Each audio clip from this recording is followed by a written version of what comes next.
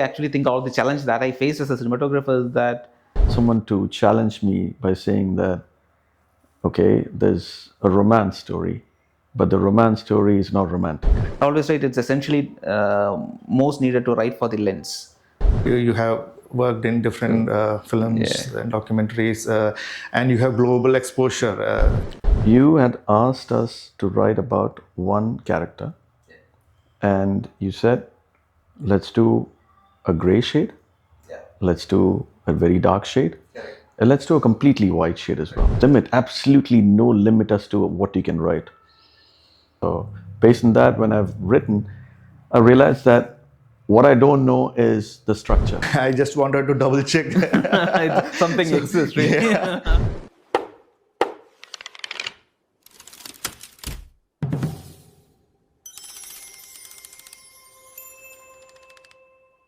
Hi, welcome to Saga Retold, the podcast series by Transaga Academy of Creative Arts. Today we are going to reflect upon a very recent journey which has concluded yesterday, which is a part of the 2 months Hybrid Screenwriting Program, which happened over the span of last 2 months, and we just concluded the in-person sessions yesterday. And today with us we have two of our participants of the program, Mr. Sreejith and Mr. Sidharth. Welcome to Saga Retold. Thank you. Maybe I would like to start this session podcast series Saga Retold by maybe asking your story of not your personal journey, but in the sense the story of that decision that you took to do a course on screenplay. What could be it? So I have 20 years of experience in the 3D animation industry. Right. So I worked in all major cities in India, Right. Multiple studios, corporates as 3D animator, AR, VR developer. And throughout the journey, yes, there was one spark that I wanted to be a filmmaker. And I was always exploring, because before stepping into this world of filmmaking, I wanted to make sure that I gained enough knowledge, because I wanted to fine tune my. Of course, I have a little bit technical skills when it comes to the 3D or editing and other things. Right. But yes, I know that the soul of any, be it a short film or anything, it's a script or the story. Right. Because if that is not there, then no matter you cast the best actor or the best crew, but if the story or the that thing is not there, then there's no point. So I've been researching in internet and other places because I actually was looking for something, not a generic kind of class or a session, where I was actually looking for something where I get a custom or a personal touch. When we designed the course, it was not like one size fit all Exactly, kind of a thing. So it was more or less the intention of the course itself was to to develop it, or just delve into the sense where it's more of a participatory mode than just delivering it. Yeah, please. Yeah. So I happened to see some ads on the social media. Then I think I connected with you. It was actually initially it was a virtual call. Correct. Then I just wanted to double check. Something exists, really. Yeah. So personally, and understood that I was able to get to know about your journey, that you have worked in different films and documentaries, and you have global exposure and Europe and other places. So I was impressed, and even the infrastructure there. So the studio, the editing suite and other everything, I was impressed, and even the curriculum, because I wanted to, I was not expecting a simple, PowerPoint presentation kind of a session. I wanted to have an interactive session where I wanted to clear my doubts. And one more thing I wanted to highlight is I wanted Malayali or South Indian kind of because it's like it's not like yes, Hollywood movies, they are making good movies, yes, big budget movies, but like if we are joining an international school, predominantly they will be covering the Hollywood movies. Correct. Yeah. That is one aspect. So I wanted to ensure that yes, when I learn something, I of course during the course we will be doing a lot of case studies will be there, Correct. scenarios will be there. So we will be exploring various movies. Correct. So I wanted to make sure that whenever we do a course, a lot of Indian movies, especially the South Indian movies, also should be explored. Correct. So I'm glad that you mentioned it, because one prime agenda of Transaga, myself personally, is like to contribute to a mission of indigenizing the screens. But when during the course, when we are doing some scene Exactly. analysis and all those things, we were actually analyzing few Malayalam movies, Tamil movies. Correct. So where we were, so I was able to get that connection, Correct. that cultural connection, and because when we talk about some scenes, there are a lot of nuances, Exactly. So which or when you call that in joke or something, which we can connect, Correct. maybe in some movies, Western movies, we may not be able to connect as much. So those things we were able to explore. So yeah, so it was a wonderful journey, especially the hybrid system, where almost 80 hours that was online. Correct. And a little bit of flexibility also there, like whenever. And the other aspect was like the other day you said that like per batch you maximum will have only 5 to 6 5 to less than 10. Correct. So that we'll get individual Correct. attention. So maybe we'll come to that after listening to Sreejith's journey. Like, Good evening, Dr. Shemin, and good evening, Sidharth. Thanks for inviting me to begin with. pleasure is ours. I've always liked writing, but I wasn't sure what I was writing.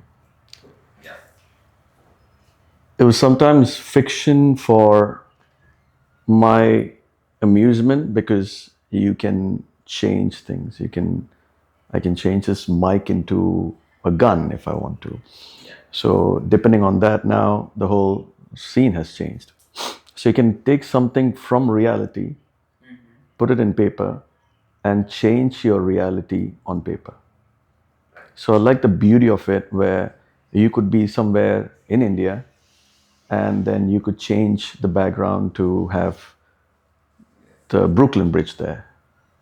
And there's no limit, absolutely no limit as to what you can write. So based on that, when I've written, I realized that what I don't know is the structure. How do I write? Is there a theory behind it? I want someone to challenge me by saying that, okay, there's a romance story, but the romance story is not romantic. Write about it.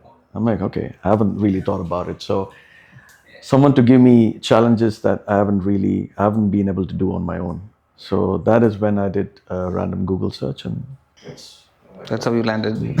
I'll give you an example of one of the early exercises that we did. You had asked us to write about one character, and you said, let's do a gray shade, let's do a very dark shade, and let's do a completely white shade as well. And I remember picking the same character and writing 3 different shades of it. Now then I remember you saying, now let's make this a thriller. So the character is made in 3 shades. And now we're picking a shade and inserting him into a thriller, inserting him into mystery, there's romance. And it's not where you're given the liberty to do whatever you want to. So you said, this is what I want you to write. I know you can write about trees or crocodiles or anything that crosses your mind, but I want you to specifically write this. Write about this. Let's see how well you work if you're asked specifically write about this. So that was quite interesting, because now you have to focus, because you're saying write about a tree. And now you really want to write about the city and not the forest. Let's say forest is what you asked. So you have to kind of disconnect from that thought. You have to channel your creativity towards the trees, towards the forest. So that was very interesting compared to thinking about anything. So you gave some ideas, about generating ideas. So the ideas can be generated even from a newspaper headline. Correct. We did one exercise like that. Yeah. So that was like kind of, because I never thought like even from a newspaper headline, like we can construct a story Correct. from scratch. Because So maybe for the audience, who have got no clue about what we are talking now, is like we got an exercise in our course that we take a random newspaper, read some headlines, and pick up. I mean, I assign. I mean, this people like some random headline and ask them to develop a screenplay out of it. It's just a random headline which is turning into a screenplay, and I was not very sure how it's gonna turn up, but to be honest, like they nailed it. I mean, not just these two, like all of them just literally nailed it. And yeah, I mean, yeah, so that's because I never thought that a newspaper and random newspaper headline can be used to create a full-length movie. I know that maybe that headline can be used as a that some turning point of a story, and then we can think about what triggered, or so that made me think. The second thing I wanted to highlight is, actually that was not there in the syllabus. I personally, requested you because I wanted to have a session on ad filmmaking Correct. short films, and Yeah. of course there we covered various aspects like target audience, Correct. and whether we are going to do the branding part, or is it is it like a campaign. That's one area which I'm really thrilled to engulf also, because it's just advertisements is like where I started my career. And also we were always thinking about the large format Exactly, thing. yeah. And when it came to again thinking of this, it was almost like wake up and smell the coffee for me. Like, because a screenplay program has a scope of including this sort of things also. And yeah, that's I mean, it was just two of you in that session, if I remember it right. And I hope how was that for Sreejith? It would have been so easy for you to create a slide, a presentation, and you can keep using it for all the batches before and after. But you have decided to go completely off script, a writer, but completely off script, So, be it like how Sidharth just mentioned, how he said, okay, how about we try this? And you had no problems in just mending the course and saying, okay, let's try this now. So that was incredible. Even be it the numerous people who we got amidst the class to have conversations with people from the industry who have actually shown their caliber within the industry. So that was incredible to actually have live sessions where we could talk about it and ask some questions. I'm so glad that I didn't come with papers, because digital is what I needed, because I have so many papers. If I had come with pages, then I would have had like a big bunch of sheets of all the relevant information that I would have written down. So it was all, be it talking about lensing, about ads, lighting, even to a point where one of the most interesting part was to actually write something and to actually see it happen, to actually shoot it. That was just incredible. And we've been talking about it because to actually see it. So what I actually think, all the challenge that I face as a cinematographer, is that screenwriters, when they write, they're not aware of what is happening after that. Like, in the sense, like, how when I talk about screen, I always believe maybe it's a prejudice of a screenwriter, I mean, like cinematographer in me, but I always write it's essentially most needed to write for the lens. For that you have to understand like how things are going to happen in front of this magical optic, what I call as lens. And that's why I think the intention of putting that, like when I say including this lensing and everything in the syllabus, is more or less breaking this concept of two dimension. When I say two dimension, we always tend, I mean, as at least as beginners, we always tend to imagine things in a very two dimensional plane where things just happen in front of you. But Yes. also there is a way that once you dwell deep, you have a foreground and you have a background and there's a middle ground. And I think that awakening could have happened. I mean, what does it feel for you in terms of that? All last 2 months we were doing the actual script Yeah. writing, brainstorming, structuring and all those things. Then we were actually seeing the script being converted to the screen. Yeah. So how because then we discussed about blocking, staging. So how this text can be translated into a visual, and what are the practical challenges? Because we were not considering about the the light, shadow, the foreground, the focal length. So when I ask this, I'm not sure whether it's asking out of the guilt. Like, do a screenwriter really have to know all this? I personally would say yes. I'll give you a small example. Is when we were doing one of the scenes yesterday, it was inside the office, and we were all there, right beside you, watching it. And there's not enough space. So even thinking about when you're writing about a location, and you're saying this is what I am thinking about, you need to realize about the possibility of doing it as well. So in a way, that not that it's mandatory to do it, but that will be very beneficial for the director. If you're writing, the more you write, it'll be beneficial for the director, it'll be beneficial for the cameraman. So the more you write, the better the output's going to be, the easier the face of the project. What I personally enjoyed is making you rewrite things, like the different versions of the same thing happening. Like once you understand something or you get an awakening of something, and then you rewrite things. For example, maybe I was so thrilled when I made you write for the lens. Actually, like I was giving you lens number, and I was asking you to write it, and that's for the first time in my life I'm doing it, and that was personally very exciting for me. And how was it for you? I actually remember when you gave us this assignment, you got different lenses, and in the studio, in the projector, we have visuals of all the lenses, and we are shown one after the other. Okay, this is a 14, this is a 50. So we look at it, and I'm looking at it and saying, okay, I can see the same thing in 14 and 50. As far as I look like a straight line, I can see everything. So I'm like, great, I'm taking a picture of it, I'm looking at it, and I start writing about it, to later realize, okay, now let's see if it actually works. So we shot it, saying, okay, it's a 14 mm, let's shoot it.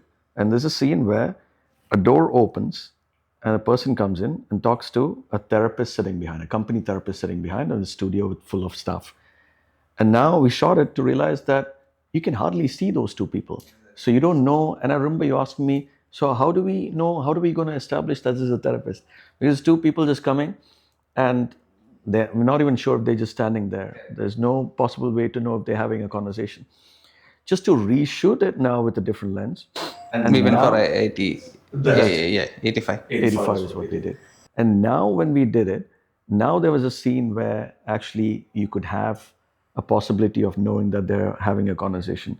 Then you made us do an activity, an action, bring all the way to the forward to actually see how it's actually possible from being on paper. Because like you were saying as well, to actually, one thing to write it, but to actually see it and say, okay, fine, maybe it's easy to write this part, but it's not really possible. So how else do we do it? For me, screenwriting, when it comes to any story, it's all about this personal connection.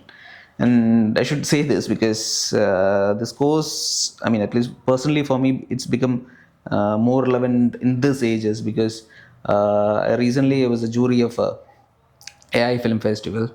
So surprisingly, there was about 600 entries in the festival, and I happened to watch around 60 because after the screening committee screened it, and there was some wonderful works across the world. But what I find is, like, many of these works were exploring almost the same themes. It's like the dystopian themes, or it's about the post apocalyptic world, or it's about the fear of technology and all these things. But I think it's highly essential to understand the very core or the root of human emotions to tell the kind of stories the world needs.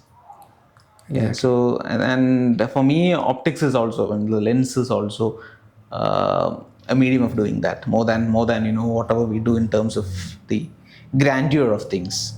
And luckily, the cohort that we had is very vibrant in terms of, like, if we recall the scripts that's brought by Sidharth, it has its unique texture and flavors, and we can name everybody for that matter. Like what Sreejith brings also, like, and everybody has a very unique, way of scripting. And if you could say a bit about, how your group was, and what do you feel about, what do you remember about it?